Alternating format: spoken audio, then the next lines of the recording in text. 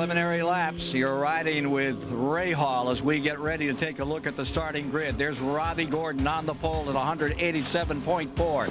Vassar, best qualifying ever for him. He'll start in second. Going to row 2 for today. Villeneuve looking for win number 3 of his brilliant young career. And the two-time F1 world champion Emerson Fittipaldi is right alongside. Going to row 3, and there you have Michael Andretti trying to repeat here on this track. And with him comes Ribeiro. Into row 4 for today. There's Bobby Rahal. 10 oval wins for him. He's looking for a good finish today. And Raul Boesel. Going to row 5. Fernandez is there. And Scott Pruitt. Pat Patrick car. In row 6 is Brian Herta and Gugelmin. For row 7, you have Sweden's Johansson. And from Chile, Salazar. In row 8, Paul Tracy and Teo Fabi. For row 9, there's Christian Fittipaldi and Gilles de Ferran. In row 10, it's Al Unser Jr. way back, but he was way back last year and came to second from 18th in the first 40 laps. Buddy Lazier alongside. For row 11, there's Eddie Cheever in Poit's car and Danny Sullivan. Sullivan, a former winner here. Zem Pedri in row 12 with Dean Hall. Row 13 is Carlos Guerrero and Marco Greco. And then starting out back, Matsushita in that 27th starting position. 200 miles, 200 laps. There you see the race record by Nigel Mansell. Last year's winner, Paul Tracy. And you see the window for fuel stops in this one. Well, it looks like about 70 laps, and one thing to watch at the start here, it's quite a very cold day today, and when you're accelerating here, you're turning, so it's it could be very interesting, actually. It could be very exciting, but when it's this cool, they all know about it. Yes, getting those tires heated up, away and racing, dusting off that first turn. This is the track they talk about with the revolving pivot points on those corners. Wherever you think the axis is, seems to move just in front of you forever. Robbie Gordon jumps out in front. Great move.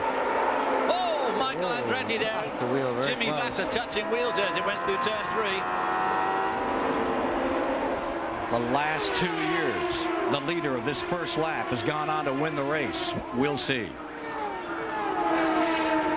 Andretti making a brilliant move on the inside. Turn 2 is where you can run 2 wide. Certainly not turn 1. 35-foot transition between 2 and 3. Back to the line they come another time. Here's Vassar back to 3rd spot. Right behind him, Villeneuve in those blue and white colors. I think you're going to see the field pretty much settling down now for the next few laps until they start lapping, which is the nature of this course. And of course, I think lapping cars, and being able to run in traffic like that is going to make all the difference as far as being able to make competitive passes. Villeneuve running in 4th. Right behind him comes Fittipaldi. Fittipaldi, Villeneuve, and Vassar, they're running in very, very close company. And behind Fittipaldi is that Honda. Ribeiro there. They had a great qualifying run, the best they've ever done on an oval. There's Ribeiro. Seemed like all the test work on that car done by Rahal, then he has moved on, and now that car is coming to life. Well, I think that the engine has come a long way as far as having the power that's up to par with the Fords and the Mercedes. Well, there's no doubt about it that when you look at the work that Honda did in Formula One, that there's no way that the company wasn't eventually going to have a successful engine in IndyCar racing. And this, of course, is such a showcase for engines these days with Ford, Mercedes, and of course Honda. And here we are on board with Paul Tracy. And what a move he's moved from 15th up to 7th, David. Boy, this guy is really getting on with it. And as Mario said, it's very cool out there, and these guys all had a tremendous opening lap there on really stone-cold tires. This is the scene here from Bobby Rahal's car, the front-mounted camera. Give you a real idea this of just how fast these guys are going down this back straight, 35-foot drop into turn 3, long corner. What I call a real neck stretcher, that one. And I think the fact that, as we said, that it is cool, I think you're able to, you're not going to worry about the tires going off on you so quickly, and you can press pretty hard, and that's what we're going to see. I think the race pace is going to be very, very quick, you know, actually throughout the stint. Yeah, and of course these engines just loving that cool temperature, I suppose, cranking out some serious tremendous horsepower. Rahal in 8th. Tracy just in front.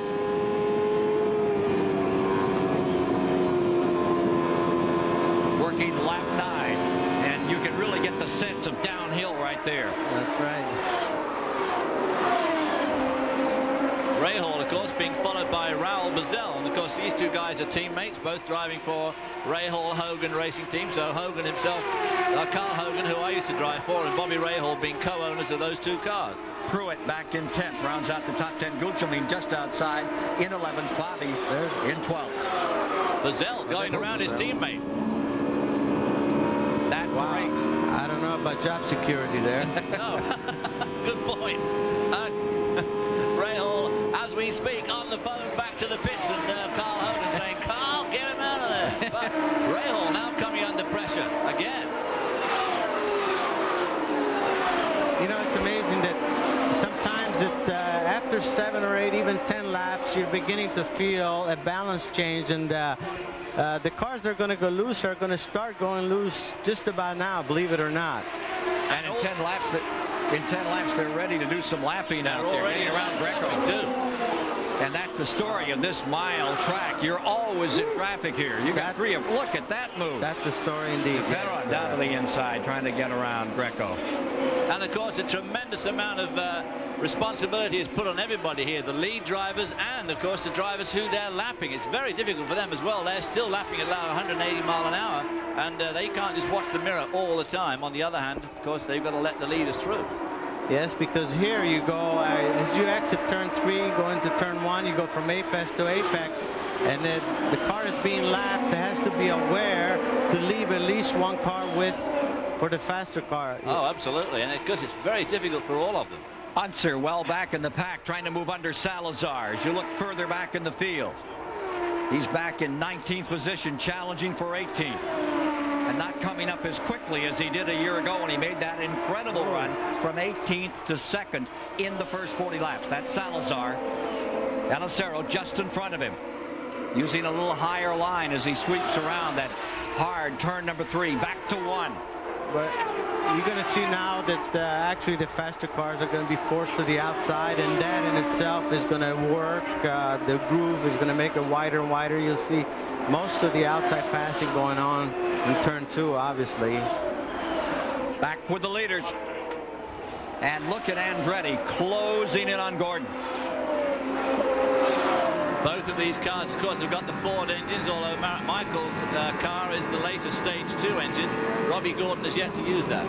Well, this is going to be very interesting to see actually as to just how things develop here, because looking at the speed that Gordon qualified, you thought maybe he could just run away with the field, but you must remember that maybe his condition or his setup could be quite neutral, and it could be one that might go loose. So it's going to be interesting to see how it develops here, because Mike seems to be staying quite close to him. So you could tell us about Mike's car here, the sort of turbulence he's going to be in there from behind Gordon doing 187 mile an hour laps. I mean, it must be a bit of a problem here. Well, yes, but the fact that you're able to stay close, the car that's in front of you is going to tell you that if you get by him, then you're probably going to pull away. You're going to be real good shape then. Yeah, right. Exactly. Robbie Gordon from his 3rd career pole, just in front of the 1987 Nazareth winner, Michael Andretti. Dogfight up in front with 18 of the 200 laps complete. Michael making a bit of ground there, wasn't he, on that? Now they got some serious lap traffic to negotiate. Oh, Michael goes underneath. Boxed in. It's boxed in by traffic. Using those lap cars, that's the key here, and here he comes again. Andretti on the inside. Gordon on the outside, side by side through 3. Give it to Michael Andretti. Michael Andretti storms into the lead on lap 20.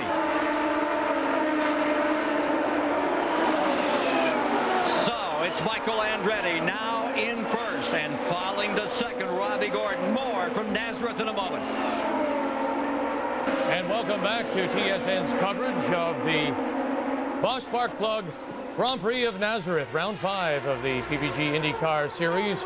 While CBS is in their break, commercial break, we will bring you this added coverage as we look back at the car of Jacques Villeneuve, the blue and white Players Limited car. Villeneuve currently running in 4th position. To remember that Villeneuve won the opening race of the year in Miami. However, the leader is Michael Andretti, who took the lead on lap 20, going inside on the record-setting pole sitter, Robbie Gordon. And in traffic, and Villeneuve getting hung up behind and looking for a way through as he tries to keep up with the leaders, Andretti, Gordon, and Vassar. Villeneuve struggled, of course, in his last race in Long Beach when he had gearbox problems. And here comes Paul Tracy, not far behind. Tracy up to 7th. Let's rejoin CBS. You're aboard Paul Tracy's car number 3, riding in 4th position at Nazareth, Pennsylvania. The CART PPG Series here this afternoon on CBS. At the present time, Michael Andretti stays in front at lap 27. Caution free thus far. And you're watching Vassar right here being challenged by Villeneuve. Tracy is in there, Fittipaldi, all 4 continuing their war for 3rd place. Let's go to a report from Dick Berggren. Well, Robbie Gordon is slipping back, Ken. He's all the way back to 7th spot from his pole position. The problem, the car is very, very loose. They would like to be able to come in and change it, but they're going to stay out on the racetrack and hope he can hang on to this thing. Now, he had exactly the same situation in Phoenix, drifted all the way back to 13th and still won the race. Well, our man Mario called that absolutely spot on. He said that if big crash.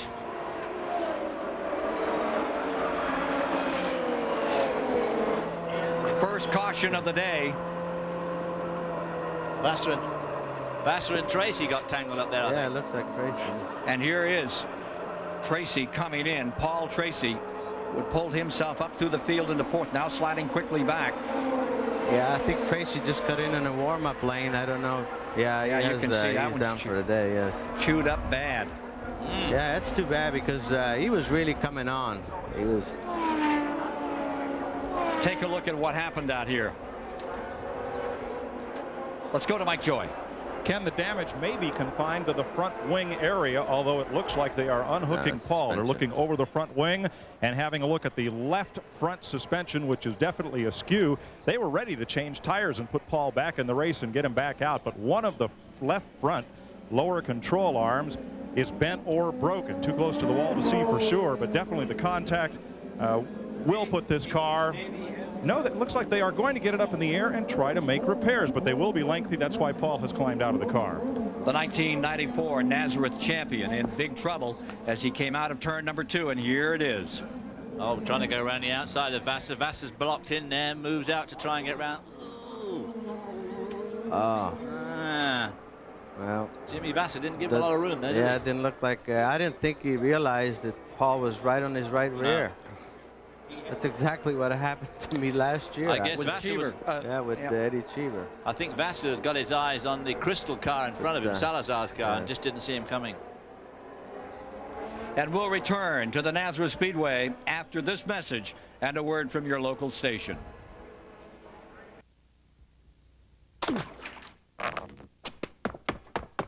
Because you wear them till their tongues hang out, Micotin penetrates the skin to kill athlete's foot.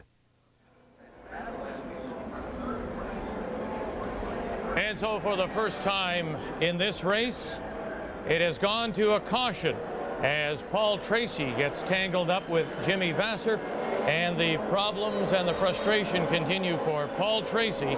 The winner in Australia tangles with Jimmy Vassar, and he is now out of the race. The leader continues to be Michael Andretti. Jacques Villeneuve has moved up well.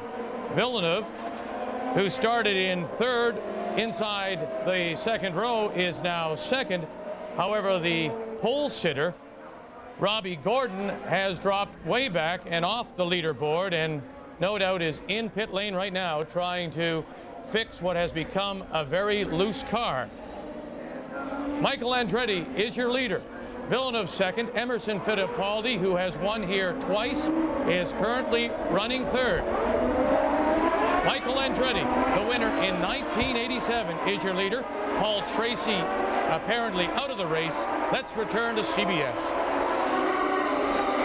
We're back just under green, lap 35. Gordon, Fabi, Fernandez, all pitted. Tracy on pit road. Big trouble on that car after that hard hit. We also saw Vassar come in and out. He really didn't stop in the pits. He's back on the track with Michael Andretti now in first, Villeneuve in second, Fittipaldi third, Ray Hall fourth, Ribeiro is in fifth, Raul Boesel sixth, Scott Pruitt up to seventh. We see Vassar in eighth. Gugelmin is ninth, and in 10th is Gil de Ferrand. Now, Mike Joy has Paul Tracy with him, the winner here last year. Paul, you made a great charge to the front with a car I know you've been struggling with through the weekend. What happened here? The car was working great. It came our Budweiser car, and we were coming through, making passes on the outside, and I came up on Vassar, and he was struggling loose.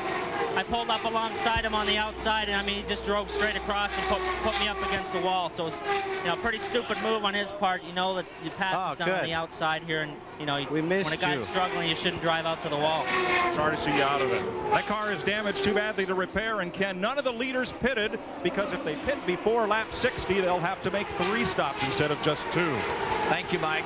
We did see that Vassar car go in, but not make a stop. Came right back and is effectively still in 8th place. That was one of those racing incidents that it's just so hard to avoid, especially on a track like this. Vassar, if he was struggling with a car that was loose, he was weaving his way through the traffic as well, and obviously didn't see Paul Tracy coming up on the outside. On the other hand, Tracy got to assume that he has seen him, and it's just one of those things that's going to happen. You just can't race at this sort of speed in this confined area without having that sort of the blind spot is always the right side, mainly because you have actually a pad to hold up your head, your helmet, and your vision. You have to really look at the right side mirror. So as I said, it's a bad thing. You know, obviously we all have to look and see what's happening, but got another car in trouble. That's Lazier's car, number 19. Wow, coming to a halt.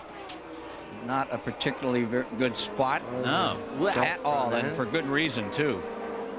I like to think we're going to see some stops now. I really do. I mean, some pit stops because sticking your neck out halfway through. Watch this. At lap 41. Wow. Got up in the gray air, up into the dust and grit and the rolled up rubber. Oh, he got pushed up there to a certain extent. I think he was letting people through. And that's one of the things that happens to you when you try to be a nice guy and you get yourself offline and drag yourself into the wall. Very unfortunate for Buddy Lazier. Dale Coyne and Walter Payton's car. Well, looks like all the leaders opted to stay out again, and yeah, folks, and that is the Walter Payton. That's him himself, Walter Payton, football player extraordinaire, now race car owner. Vassar on pit road. Lap 42. Saying Vassar's car is all right, but you can better believe that this is a panicked stop. They want to be sure. They've hardly had a chance to take a look at it before Vassar took on 4 tires of full load of fuel, and he's out. We'll be back to Nazareth as we're in a pit stop period at lap 42 of the Bosch Sparkplug Grand Prix. Stay with us.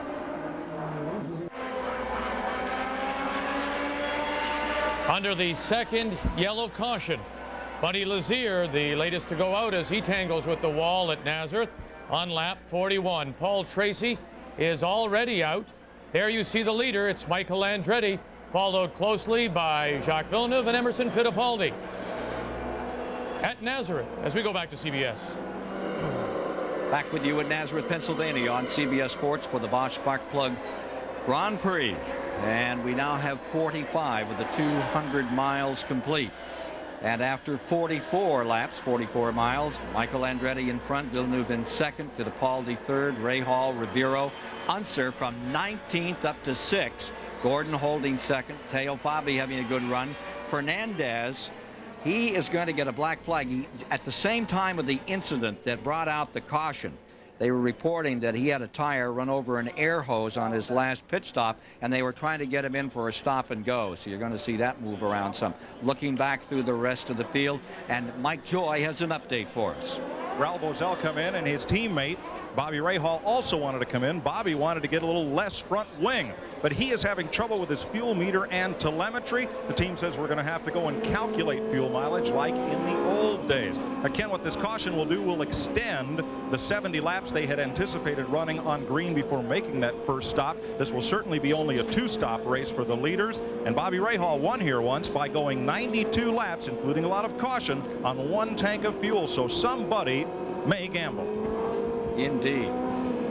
Now you're watching from Rahal. Take a look again at this incident. You see Salazar well up in the Dick Simon car, and that Salazar pushed Lazier up. Well, Lazier got pushed up there, got into the gray stuff, at which point he'd lose all grip and took the car into the wall. Very unfortunate. Lap 47, we're back under green. In the first lap pitting, Gugelmin was in, De Ferran, Christian Fittipaldi and Johansson.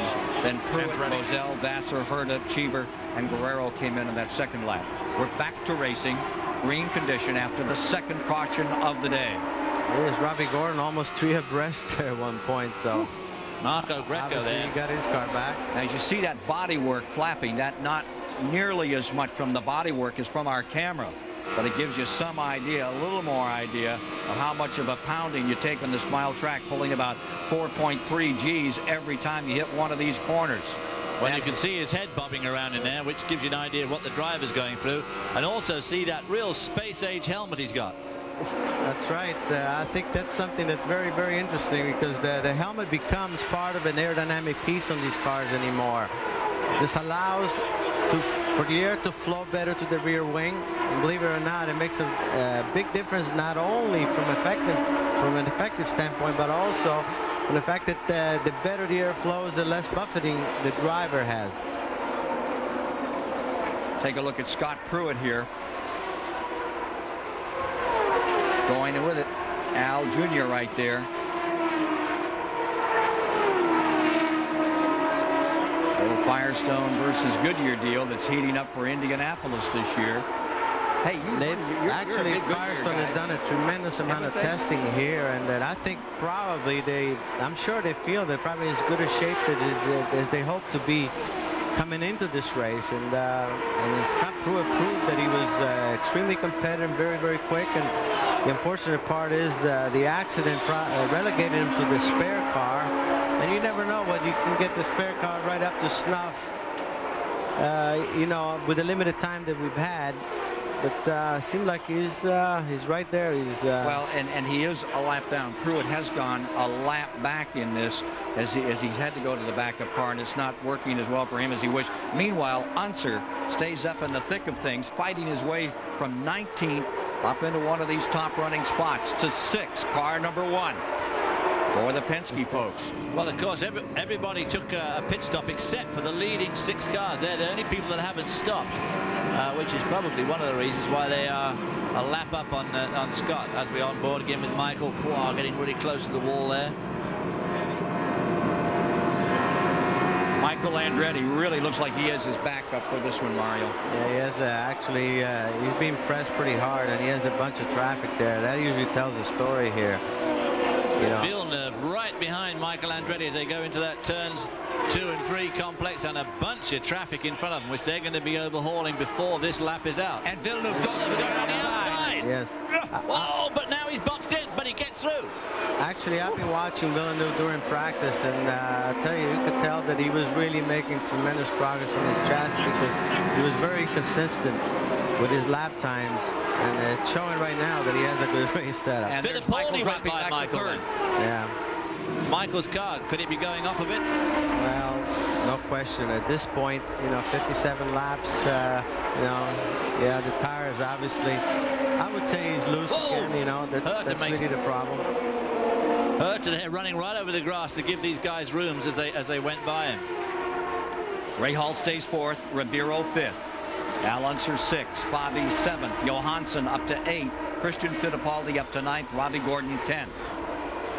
The story here is that I'm really surprised that the leading contenders did not stop when it was at least halfway through the stint. They're going to have to in a minute. You could tell that you know, their tires are off, and obviously some are coping with it better than others. But well, we've got an interesting thing here. We've got the youngest driver in the field. Villeneuve is leading the oldest driver in the field, who's second, Emerson Fittipaldi, at the moment. An update from Mike Joy. Michael Andretti reports the car is loose, Ken, and just that and more. So the traffic is what has kept him from holding on to that lead. But other than fighting the loose condition, he says the car's okay. Working lap 61, Mike, and we're riding with Michael Andretti right now back in third spot. Trying to challenge is Bobby Rahal. Well, what you'll probably see is the cars that have pitted with fresher tires, even though they have a heavier load of fuel, but they'll still, you'll probably see them coming.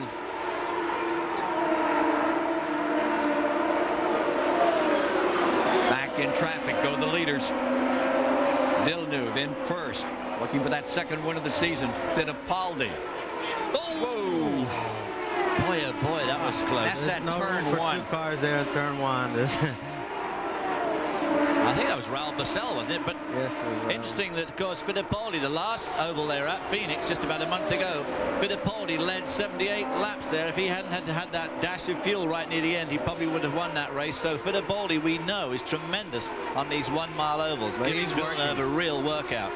He's working right now. If you watch the way he could really come off turn 3 so tight, I mean, that shows that the car at this stage, you know, is really working well. And then you can see the tires, obviously, you know, are pretty well worn. Now this will be the stage of a stint where if the tire, that right rear tire that you and I have been talking about over the weekend, if it's going to start showing signs of wear, this is going to be about now's the time. Now's the time, right? So, but it's Salazar ducking down. if your car is working at this stage, you're looking pretty good, actually. You're not going to need any changes when you finally pit. Oh, Fittipaldi got badly boxed in there. He went low, and unfortunately Dean Hall went low as well. So that's definitely given Villeneuve a bit of breathing room. About 20 car lengths. A lot of breathing room. Salazar from Chile in that green car with the yellow helmet. Mario, they talk about this turn 2 as the passing corner, but you're so blind coming off that corner. Looks to me like you're really throwing the dice right up against the concrete.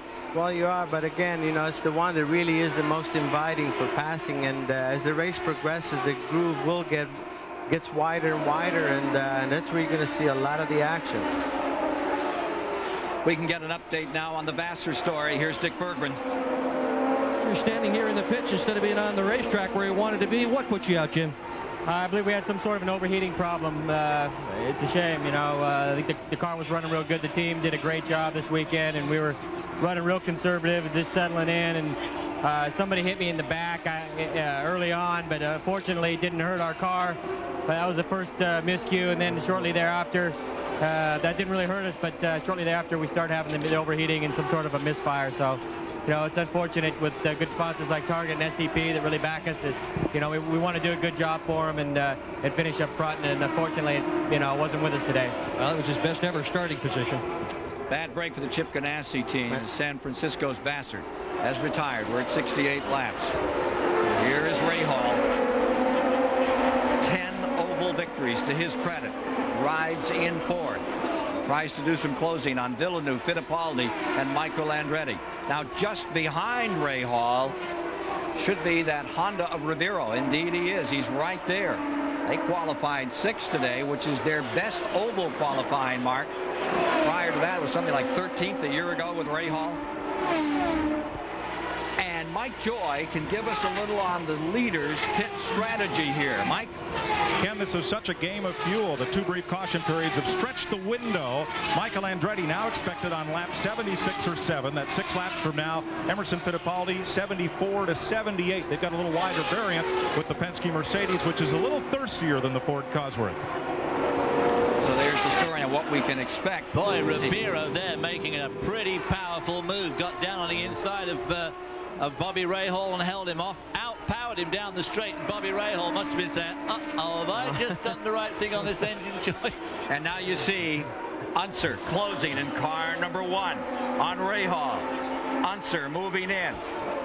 Rahal switched back to 5th. Unser from 6 on the attack. Villeneuve continuing to lead. First time Villeneuve has led on a 1-mile oval, and only the second time on an oval. It's here at Nazareth, Pennsylvania. Bosch, Sparkplug, Grand Prix at lap 73. Unser challenging Rahal.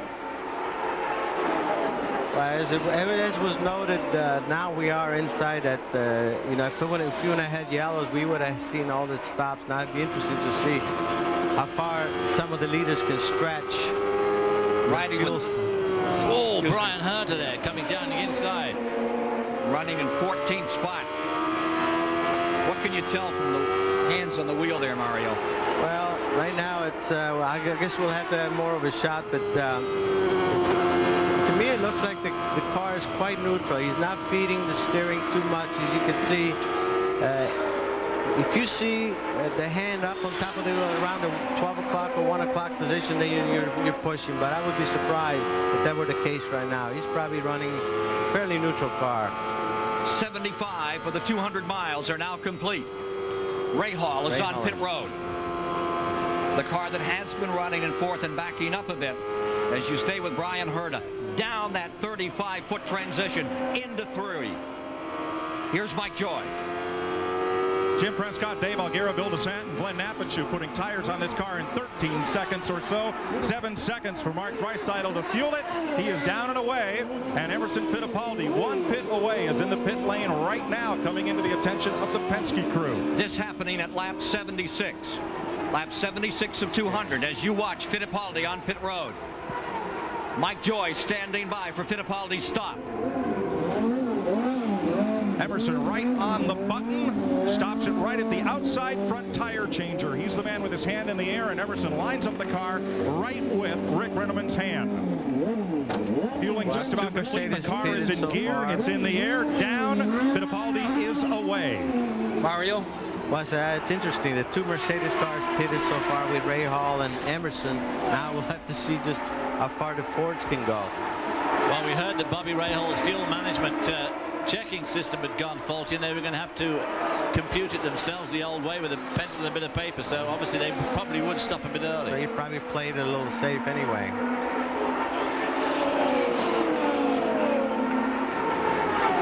They say that Villeneuve will come in on lap 90, Mario. So as you watch this youngster from the province of Quebec continuing to dominate here. We'll be back in a moment at Nazareth. Oh, we have problems. We have problems, it looks like, coming out of turn 2. Mauricio Gugelmin, one of the Formula One transplants, in his Hollywood car, tangles with the wall. And as we've seen so often, if you get high and you get into the marbles, you get in to the wall. So a yellow caution flag, and that may just bring in the leaders again for maybe a top-up of fuel to see if they can go the rest of the way. Midway point of this Bosch Sparkplug 200. And here comes the race to pit lane. Let's go back to CBS. We are back with you at Nazareth, Pennsylvania, just experiencing the 3rd caution of the day. The man currently 2nd in the PPG standings. Gugelmin has crashed. Gugelmin is being picked up. We'll take a look at it in a moment, but it couldn't come at a more perfect time for the front of the field. Let's go quickly to Mike Joy. A near on-schedule pit stop for Teo Fabi, who was in during the caution period at lap 31. It's the first time Fabi has led all year, Ken, but by pitting this early, as does Al Unser, I believe they will both have to make another stop.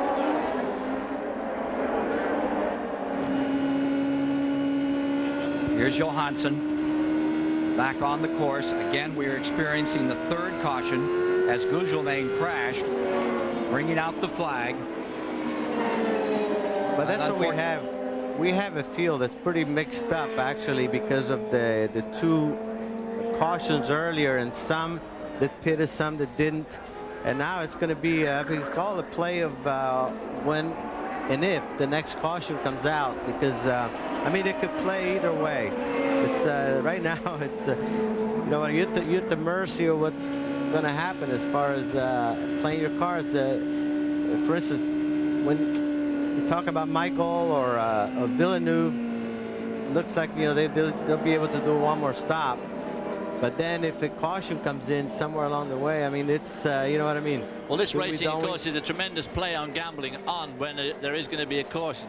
A lot of the time, of course. That's part of the bucket power part of this racing.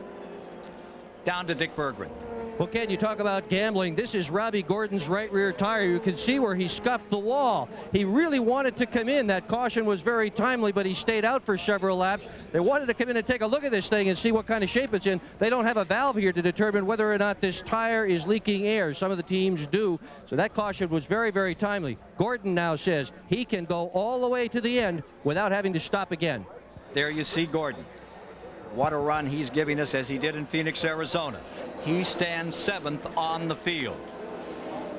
Bad break for Gugelmin. And take a look at this replay in the turn 3 area.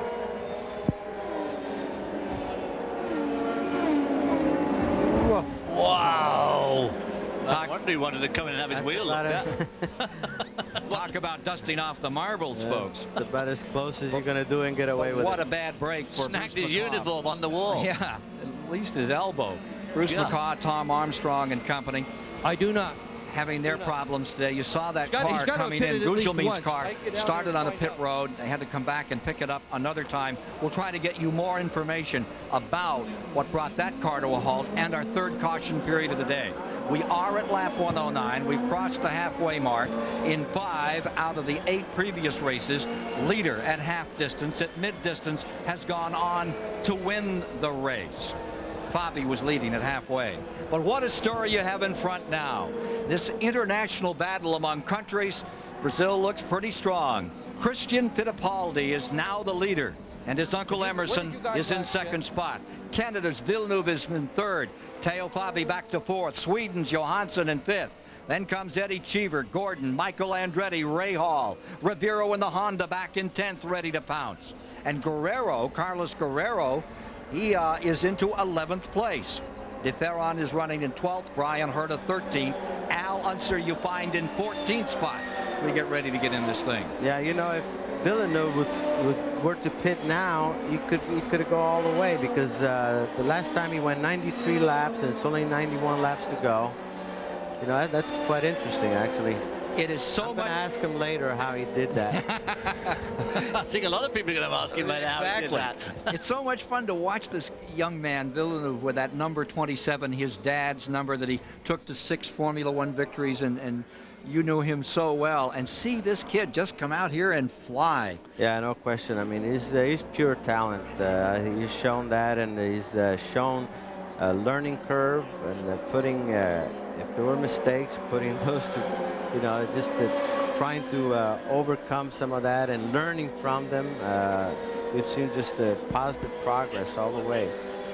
Over in La Belle Provence, up there around Montreal, he is the new hero, just as his dad was until 1982 when that rainy day at Soldier, and still is in that area of Canada and all over Formula One world. Okay, we're getting ready to go once again. By the way, Thursday night, CBS Sports brings together many of your Olympic favorites in a primetime special presentation. Skates ×2. You'll see the World Figure Skating Challenge with Nancy Kerrigan, Oksana Bayul, Katerina Witt, Victor Petrenko, and Brian Boitano are among the stars featured Thursday night at 8 on CBS. Ready to go racing again in the Bosch Spark Plug Grand Prix. We are at lap 112 as they come to green. And the Fittipaldi gang from Brazil, for the moment, has the lock on this one. And there is Christian Fittipaldi in that green and yellow car. And of course, the interesting side note on all these international stars and drivers in this series, of course, is the amount of television that this series attracts around the world. And people like Villeneuve are heroes in Canada, and Christian Fittipaldi in Brazil, and Salazar in Chile, because they take these telecasts. 30 of them carrying this event live today around the world. Ah, look at Villeneuve moving in again. On the outside in turn 2. Yeah, he's really working. Place Mario like to work. Yeah, there, right in front of him is Scott Pruitt in the 20 car. He must be down a lap. Bad news for Gordon. Black flag. Brought in, ran over an air hose. So it's a stop and go, and that hurts Robbie Gordon's chances today. Stop and go around here, you're dead meat. Yeah, but the same thing happened to him in Phoenix, and he came right back. Remember, he made up a lap at Phoenix and went on to win. He's exciting to watch. So many young new. Hey, Mario, how does it make you feel to think that Unser Jr. and Michael Andretti are now veterans out here? Well, I think it speaks very well for the health of IndyCar racing, really. Emerson Fittipaldi there showing no signs of aged nerves at all as his nephew Christian comes into the pits. Christian Fittipaldi coming on pit road. We'll have Dick Berggren there for you in just a moment.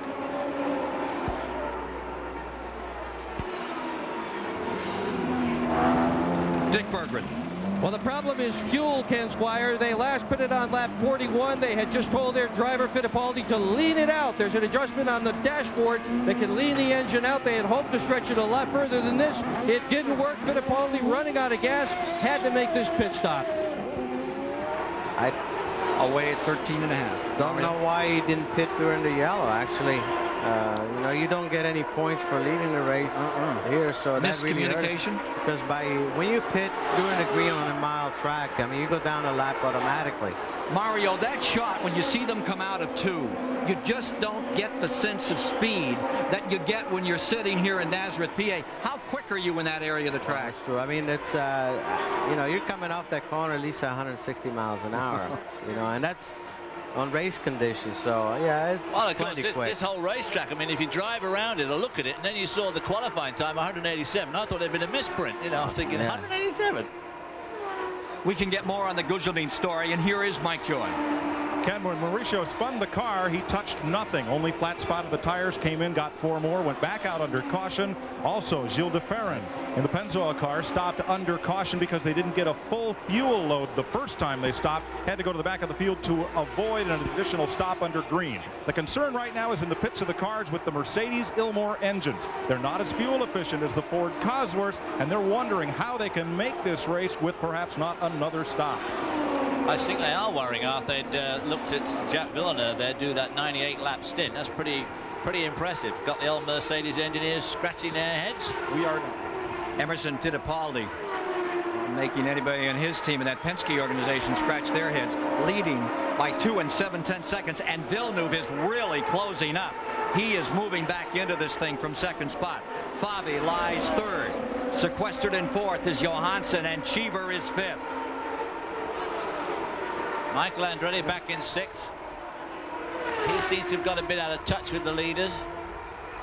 Although, as Mario said earlier, this is such a short, fast and furious racetrack here, and as you pointed out, Villeneuve there trying to get around.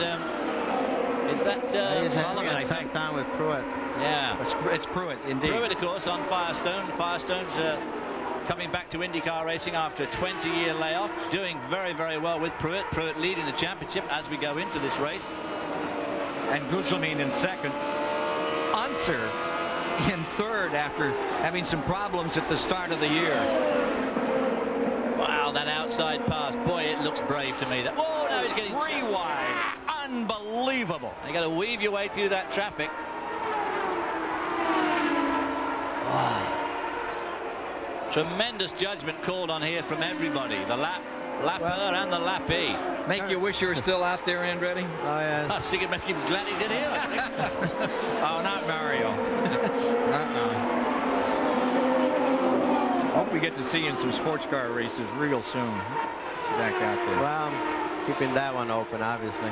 And that interval between first and second has widened out again. When he was caught up in that traffic, he lost several seconds. So Fittipaldi lies first, Villeneuve second, Fabi third, Johansson fourth, Eddie Cheever in fifth, Michael Andretti in sixth. Bosch Sparkplug Grand Prix, Nazareth, PA. Emerson Fittipaldi, the only 2-time winner of the Grand Prix at Nazareth, looking to make it 3 as he leads now with a little less than 70 laps remaining as we ride along with Bobby Rahal. Up to the start-finish line as we rejoin CBS.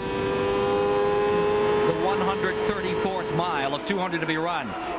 And and the battle for third developing. Teo Fabi in the red and white car, number 33 there. But the story is Eddie Cheever from 21st up to 4th. Remember that Cheever was 4th at Long Beach. Remember, this is one of his best tracks. 4 times in a row, the top 10 until last year when he had that shunt with Mario down here in turn number 3. And what a job Cheever is doing again today. He's closing in on Fabi, and what a race we're having back here in third as Emerson Fittipaldi continues to lead. Villeneuve is in second. Let's go to Dick Berggren with more on this story of the battle for third place. Well, Ken, Eddie Cheever is anything but confident at this moment, even though he is running so very well. On Friday in practice, he blew an engine. The timing chain apparently let go, and that was all when that one went. And at Long Beach, the last race that we ran, at Long Beach, Cheever was running in second spot with the checkered flag in sight. He ran it out of fuel, wound up 4th. Now, these guys run awfully close to the edge. When Gordon won in Phoenix, he had less than a half a gallon of fuel in the car. So Cheever, no doubt, is going to be thinking about fuel and thinking about engines as well as he is running. Fabi there got boxed in by Danny Sullivan, and Eddie Cheever really took an opportunity chance there, snaffled his way by. Now it'll be interesting to see if he can pull away, because going back to what Mario said earlier about being in traffic and in the air, he was holding on to his own with Fabi very well. Now he's in front. Is he going to be able to pull away? Oh, I think no question. It looks like he's really working right now. Now that's one of those Series 1 Ford cars. He doesn't have one of those new Series 2 engines, does he, in this one? Yeah, but it's more handling here. You know, if you can just get the power down, believe me, he has enough horsepower to get the job done. Well, the man that won 67 IndyCar Championship races, A.J. Foyt, here today looking on as Eddie Cheever's looking good. This is the thing about when you drive for A.J. Foyt. I mean, you've pretty well got to perform, because if you don't, you can't go back to the pits anyway. But Cheever has always been the star-crossed driver. Back to your days in F1, his IndyCar experience, so many times, so close, and it evades him. Yeah, that's right. And he has so much experience, you know, a lot of Formula 1 and sports cars, and you know, so he's due for some good to happen to him. And he's certainly with a good team there, and I'm sure Foyt is happy with him. But right now, he's looking quite good. He's definitely moving forward. Serious traffic now. Oh, there's Fabi comes up on the inside again and gets around. Just as nearly got around Cheever then. Almost around. Is that Johansson? No, that's Guzman. Guzman back. And there's Brian Herters out there in the Ganassi car in this group of traffic. But these two guys have got to. Here we are on board with Brian Herter now. And right behind him is Cheever. But Herter, of course, is in his own battle with Gordon and Ribeiro. That's back there in 8th, 9th, and 10th. Ribeiro is 8th. Gordon is 9th. Herta 10th.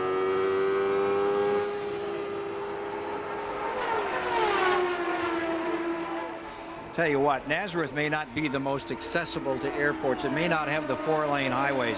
But if you really want to see some pretty exciting tight racing, if you're not here today, hey, that Loudon, New Hampshire, Milwaukee coming up, of course. That was one you loved. Yeah, there's no question. All these mile ovals. I mean, if you get the car working on these mile ovals, I tell you, at the end of the day, you just smiles all over, because there's no more satisfaction to be able to pass on the outside and just bonsai here and there. Oh, it's just terrific racing to watch, of course, weaving in and out of this constant traffic. Dropping back to the leader here. There you see Emerson Fittipaldi. His lead, it was running 7. Puts wheels there with Bazell. Smoke coming off both those. And he really stepped out, and you could see the car squirrely for a moment. He was running from 7 down, being challenged by Villeneuve up to 5 3/10 of a second, the interval, and that's going to cost him dearly. Down to 4.3 as Villeneuve continues to get back in the picture for the lead. And Emerson Fittipaldi is still going to get past Raul Bassell now, too. Now, Fittipaldi had Phoenix covered, Murray. It was his until that splash of gas at the end. I wonder if fate's got him again here today. Well, I don't know, but no question, though. You can see that right now they found the setup again, you know, when it comes to the race itself.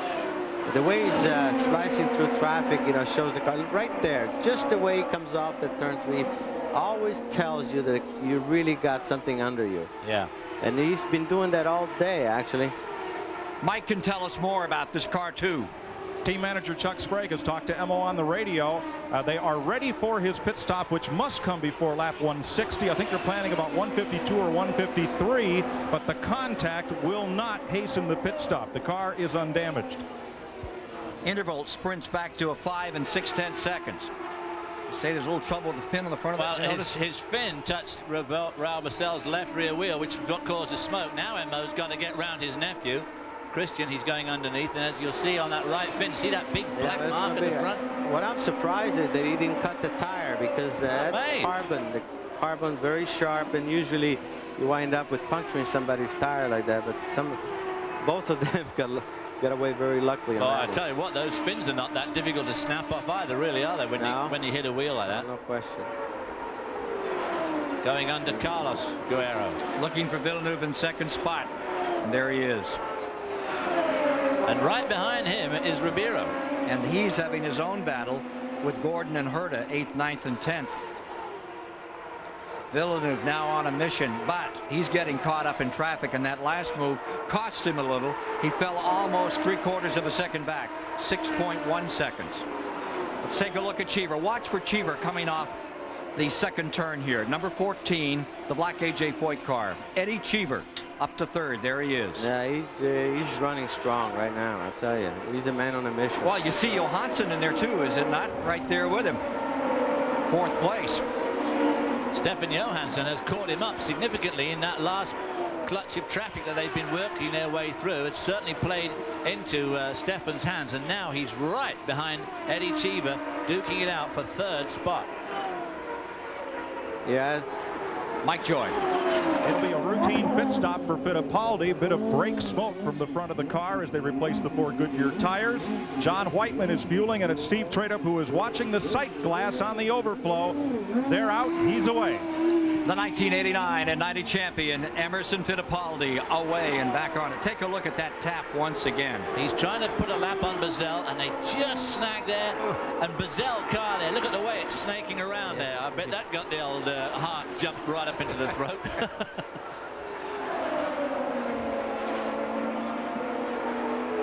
We're at lap 151 or 150 when we saw that pit stop that was made by Fittipaldi. Now, what about Villeneuve here? Well, I'm still perplexed by that one, but you know, they're doing something right, obviously. They're just, the one thing that for sure they're doing, they're picking up every ounce of the fuel, and many times that makes a difference, especially on a mile track, because a lot of cars have that problem. They don't pick up the last gallon, like gallon and a half, so Round Robbie something's Rahal. really working for them, and it's going to make a difference.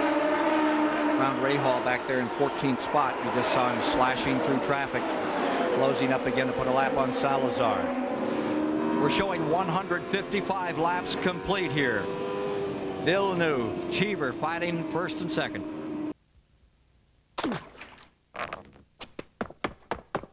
Because you wear them till their tongues hang out, Micotin penetrates the skin to kill athlete's foot.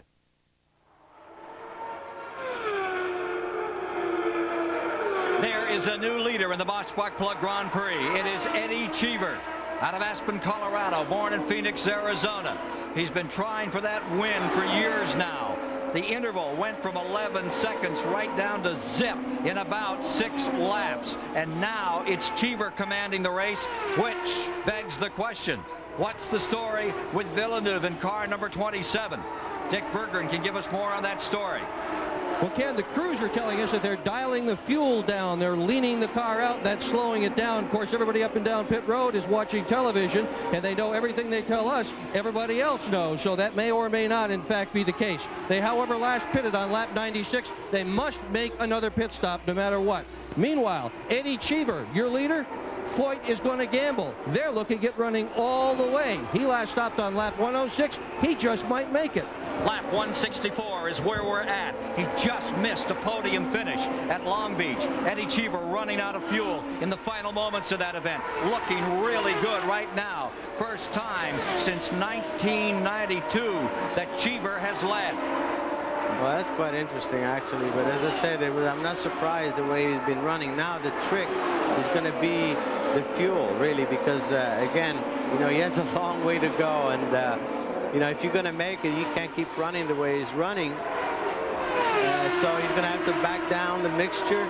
And you back down the mixture, obviously you're going to lose some power. But then at the same time, why would Villeneuve, which for sure has to make another stop, want to back down on the power or lean the mixture? You don't think they're trying to be... I don't think that's the case. You don't think they're trying to be super clever, do you? And really go without stopping again on Villeneuve's car? They couldn't possibly they're not really going to have a chat with him. Well, Villeneuve looked pretty long the last time out there. Dick Berger.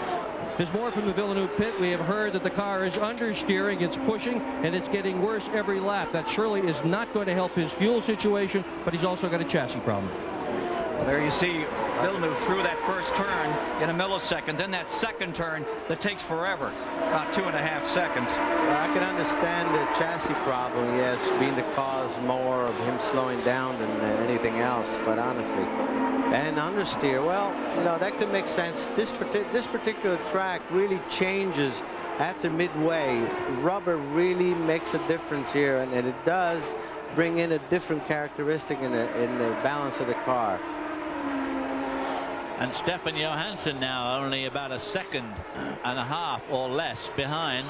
There we see him, only just behind Jacques Villeneuve now. That year-old Penske. Cheever would have to go 94 laps if he were, you know, on his fuel stop, and that's a pretty tall order. That's a tall order driving at the speed he's driving at the moment, especially. Exactly. Fabi is on pit road. Teo Fabi running in 5th place comes in as you ride with Johansson, currently 3rd. What a great finish this would be for the Bettenhausen people. Tony Bettenhausen Jr. with this year-old Penske chassis and getting a great ride from Johansson, who just dearly loves these mile ovals. And getting more confident every day. Got himself a new engineer this year and really feels that he can do a lot better than he's done in the last couple of years, and he's really looking forward to it. Mike Joy. They've taken one turn down on the right front wing on Michael Andretti's car, trying to cure some of that looseness. They are finished fueling, and because of the time taken to make that turn, the right front tire changer is a little late getting done as far as what they would like, but they've made the adjustment that hopefully will put him back in the chase. As he came in, he'd been in 5th, so drop him back only a spot or 2. That's the only... Oh, that's... What was that all about? Michael Andretti just getting out there and hammers that wall as he came off turn 2, Mario. It looked like the wheel broke loose. It must have been something like that when he came out of the pits, because he was just coming out of pit lane. Okay, throw out all the strategy. Caution's out. Oh, that is a sadness. Trying for that first win of the season. You know, in '91, he won those first 2 poles as he did this year. Now, watch what happens right here. Oh, not a chance. Yeah, he just, I think he probably just tried to accelerate on cold tires on that. Got a wheel on the grass. Lane, got a wheel on the grass. Watch right here. About 80 miles an hour just coming out. Well, right this now was the entrance. This was coming. This is him coming in. Yes. To pit road after he's brought out the caution. He was coming out on the exit lane. You think he just gave it too much? Yeah, obviously, you know, it looks like that he just tried to accelerate too hard on cold tires, and it's a very, very narrow lane. Terribly narrow, and it's got no camber to help you at all. That is dead flat. Well, you know. Here's Mike. They have the car up in the air, Ken, but it is not running as they look over the damage on the right side. The right rear wheel has been removed. They're having a look at the hub, and they've told Michael to pull off the steering wheel and climb out. Well, the Newman-Haas racing team this year not having an overabundance of luck. There's no doubt about it. The cars are fast, as competitive as anything. The drivers are 2 of the best, and they just absolutely just... I bet he can't believe it. I bet old Carl Haas just can't believe it.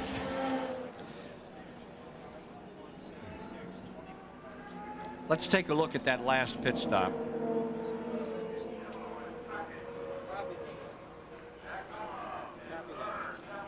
There's the right front wheel, right rear on.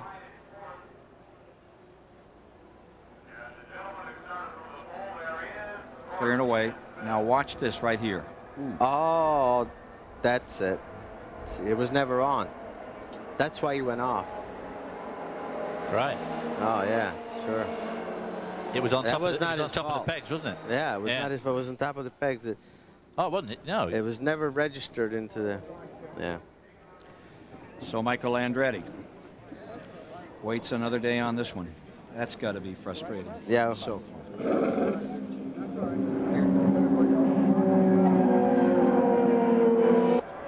As they clean up the car of Gilles de Ferran, just a reminder, coming up this July, the Molson Indy Toronto. The general manager of the race is Mr. Jim Terrio. And just a reminder again, it's the Molson Indy in Toronto, the weekend of July 14 through 16. Eddie Cheever looking for his first career win ever. coming up next on CBS, final round coverage of the Kmart Greensboro Open from Forest Oaks Country Club in Greensboro, North Carolina. Stay with us for all of that action next year on CBS. Nazareth, Pennsylvania. Jim Hall's car, Gilles de Ferran, in only his 5th start, in big trouble here.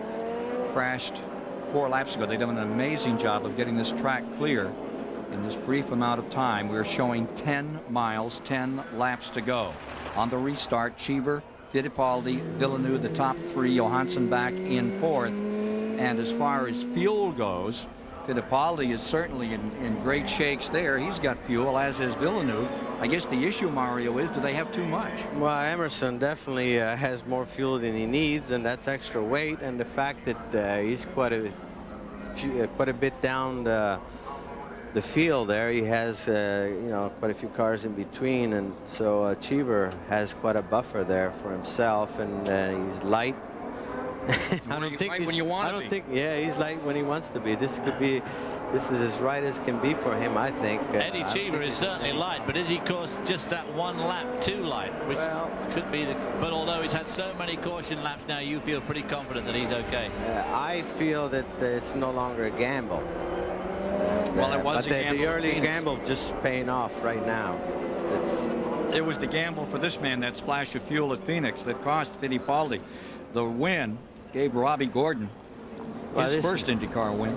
Shining example here of you know, really the pit strategy giving the driver the race, if you will, just doing everything right, and a little bit of luck. Back to Mike Joy. I think I'm with Mario. I think AJ's playing Texas Hold'em.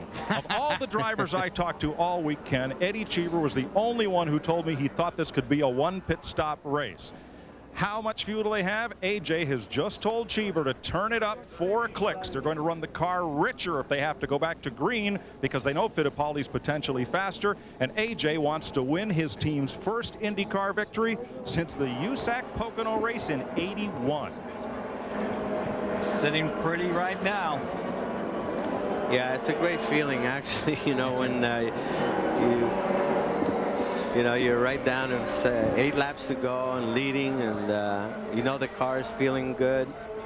193 on the board. They'll take green next time by. Fittipaldi's biggest problem, because he's about 7 or 8 cars back in the line, and he's going to have a tremendous job to get around those guys, some of whom are pretty fast. You see Robbie Gordon sitting there just behind the leader. He is in 5th place, a lap down.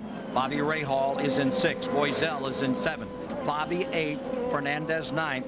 Rivero 10th. Scott Pruitt is in 11th as we get set to shake them loose. Gordon, Rahal, Boiselle, Fabi, all 1 lap down. Fernandez, Rivero, Pruitt, and Unser. They are 2 laps down. Unser back in 12th position. Green is out. And getting a great start is Eddie Cheever.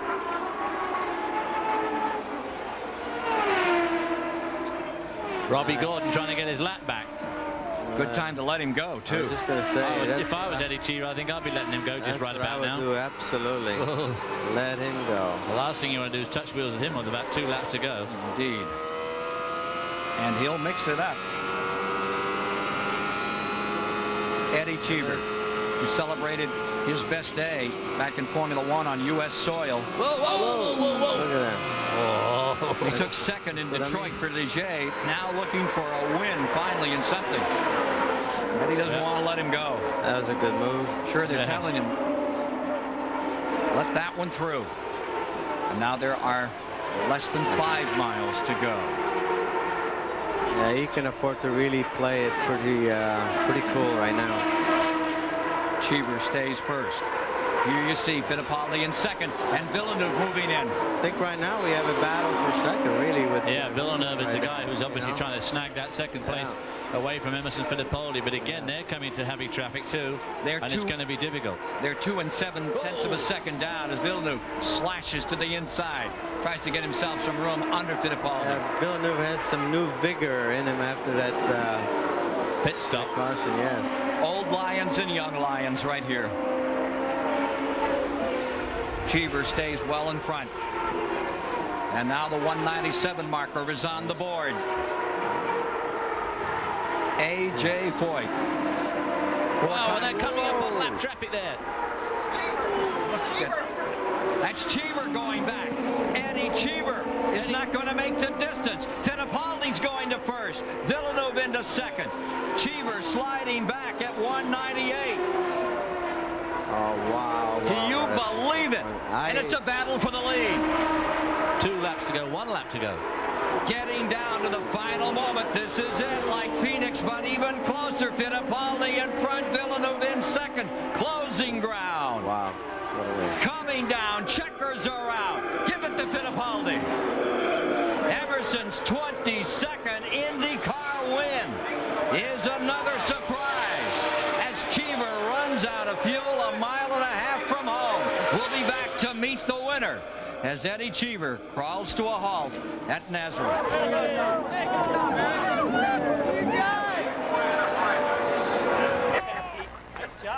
Thank you. That's the scene in Victory Lane at Nazareth, and there is, I think, by his own admission, a very surprised winner. Emerson Fittipaldi. Stefan Johansson will claim 3rd place. Jacques Villeneuve will finish 2nd. But it's all due, of course, to the fact that Eddie Cheever, A.J. Foyt, gambled and lost as he ran out of fuel. Eddie Cheever. Bill Adam is with 2nd place finisher Jacques Villeneuve. Mostly with the first set of tires, the car was running really, really well, and I could move a little bit everywhere on the track. The second set of tire was different. We had less stagger, and the car had a little bit more understeer. And towards the middle of the run, I picked up oversteer at the same time, so it wasn't really good. But then the car was running really strong after that last pit stop, and we just needed a few more laps. You know, talking about strong, you still look remarkably fresh. You're not at all winded. Well, you know, physically I'm much better in a much better state than last year, and I think a full year of experience helps a lot. Congratulations. Thank you. Stick around, we're going to put you on CBS. And there you see the leaderboard. Emerson Fittipaldi, Jacques Villeneuve, Stefan Johansson, and Robbie Gordon, the record-sitting pole sitter,